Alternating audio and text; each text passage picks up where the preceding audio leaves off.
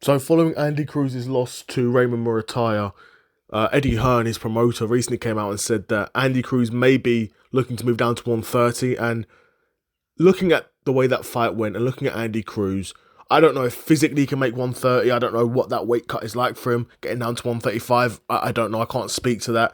I would assume he'd be able to make it. But if Eddie Hearn's saying that, I would assume he's able to make it. But it's hard to say that following that performance, Andy Cruz can no longer campaign at 135 because it wasn't like he got absolutely schooled by Raymond Murataya. It's not even like he got outboxed, in my opinion, really. He got outgunned. Yes, Murataya played the game better, applied pressure, threw more shots. Didn't even necessarily land more shots, but threw more shots. So, do you know what I mean? It's not like Andy Cruz got in there and like he got shown levels, in my opinion.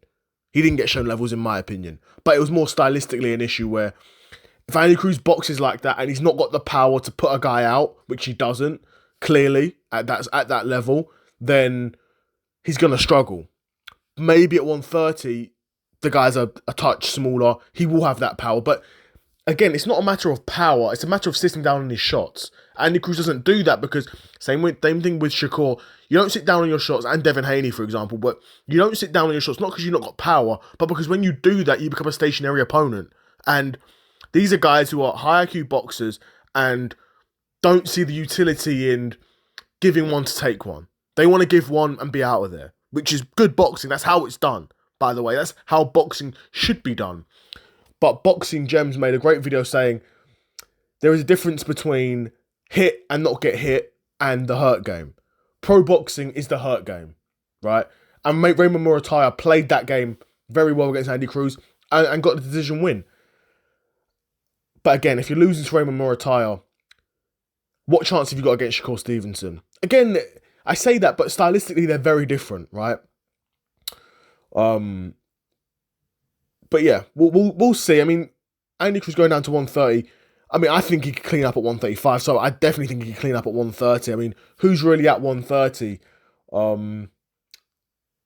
Consensial, Ashaki Foster. I think he can beat those guys. Ashaki Foster had a great performance against Stephen Fulton, but Andy Cruz is far better than Stephen Fulton. And I rate Stephen Fulton. I've gone back and forth with him on Twitter positively. I've had conversations with him on X.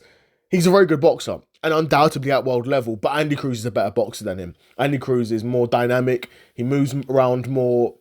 You know what I mean? He's got a better ring presence, better ring IQ. Andy Cruz is better than Stephen Fulton. And I think he's better than Ashaki Foster.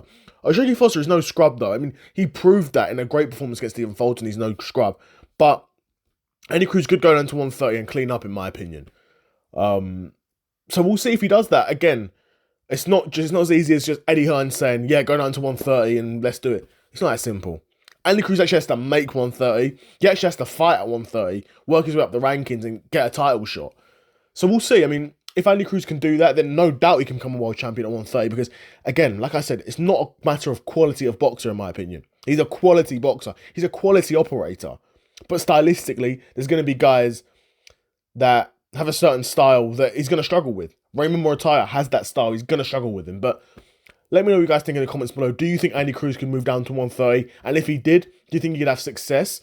And if he did move down to 130, do you think, how many fights would it be before he gets a world title fight? I mean, it'd be unlikely that he gets a world title fight off rip. But in boxing, stranger things have happened. So we'll see. Let me know in the comments below. What do you think of Andy Cruz moving down to 130? Let me know in the comments below. Another episode of the Seth Solo Side Quest in the bag, and I'm out. Peace.